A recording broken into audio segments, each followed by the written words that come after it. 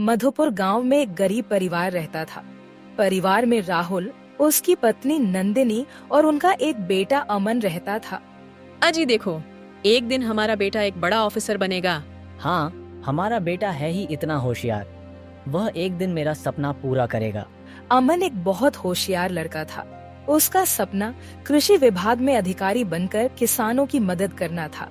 राहुल के पास एक छोटा सा खेत था। यही उसकी आजीविका का एकमात्र साधन था। इसलिए राहुल दिन रात इस खेत में मेहनत करता रहता था। आमदनी कम होने के कारण राहुल ने अपने बेटे का दाखिला एक सरकारी विद्यालय में करवा दिया। राहुल के खेत पर उस गांव के जमींदार की नजर थी।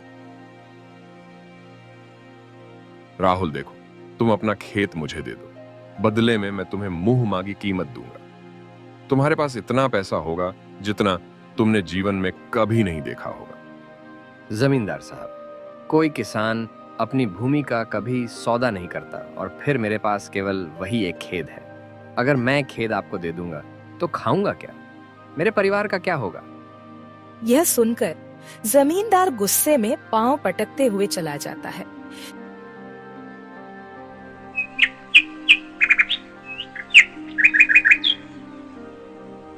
वैसे पहले भी कई बार जमींदार खेत के लिए राहुल से कह चुका था, लेकिन इस बार जमींदार के सम्मान को ठेस लगी।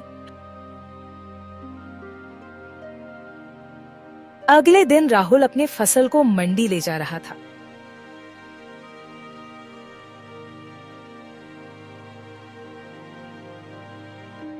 ये दुर्घटना कोई हादसा नहीं था, बल्कि जमींदार के द्वारा किया गया काम था।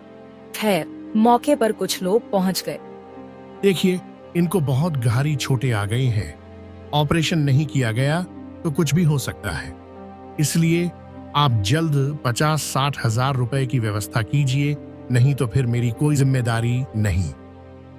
यह सुनकर माँ बेटे सदमे में आ गए और घर जाकर पैसों की व्यवस्था करने लगे। जब कोई उपाय नहीं समझ में आया तो वह जमींदार के पास गए।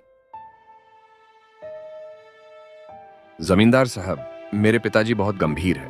मुझे 50,000 की जरूरत है, कृपया करके मुझे पैसे दे दो। अमन, तेरे पिताजी बीमार है, ये तो ठीक है, लेकिन मैं तुझे इतनी बड़ी रकम कैसे दे दूं? इसके बदले में तुझे मेरे पास कुछ गिरवी रखना होगा, जैसे कि गहने, घर या फिर खेत। नंदिनी को जमींदार की नीयत सही नहीं लग रही थी, लेकिन उसे पैसों की सख्त जरूरत थी, तो वह चुप रही। जमींदार साहब, मेरे पास गहने तो नहीं है, लेकिन अपने खेत को आपके पास गिरवी रखता हूं, क्योंकि अगर पिताजी को कुछ हो गया तो मैं खेत का क्या करूंगा? जमींदार अपने मंसूबे में सफल हो गया। राहुल और उसका परिवार जमींदार के चंगुल में फंस गए। कुछ समय बाद राहुल की हालत में सुधार आ गया और वह अपने घर आ गया।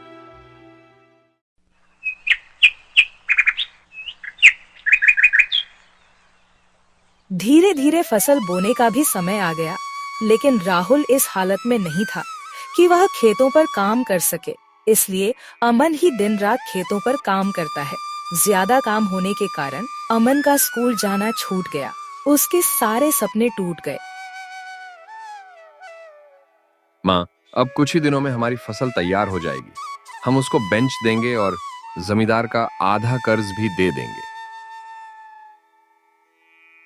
जब फसल कटने वाली थी, तब अचानक बरसात होने लगी और खेतों में तो इंद्रदेव का कहर बरस रहा था। सारी फसल डूब गई।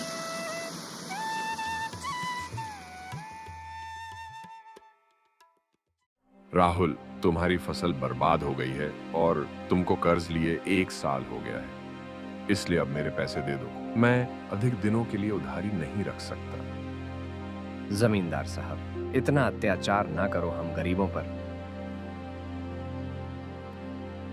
मेरी फसल खेत में ही सड़ गई है। मेरे पास तो अनाज की भी कमी है, फिर मैं इतने पैसे कहां से दूंगा? राहुल के गिड़गिड़ाने का जमींदार पर कोई खास असर नहीं हुआ और उसने राहुल को केवल 10 दिनों का अवसर दिया। जमींदार की धमकी सुनकर राहुल दोबारा बीमार हो गया। धीरे धीरे 10 दिन भी गुजर गए। तब ही एक दिन जमींदार पांव पटकते हुए फिर राहुल के घर आया। राहुल, आज 10 दिन से ज्यादा हो गए, लेकिन तुमने मुझे पैसे नहीं लौटा हुए। अब तुम अपना खेत मुझे दे दो, क्योंकि पैसे तुम दे नहीं पाओगे। जमींदार जबरदस्ती राहुल का खेत अपने नाम करवा लेता है। अमन और उसकी माँ कर्ज के कारण कुछ नहीं बोल पाए। राहुल को इससे गहरा आघात लगा और वह स्वर्गवासी हो गया। अमन और उसकी माँ बिल्कुल अकेले हो गए।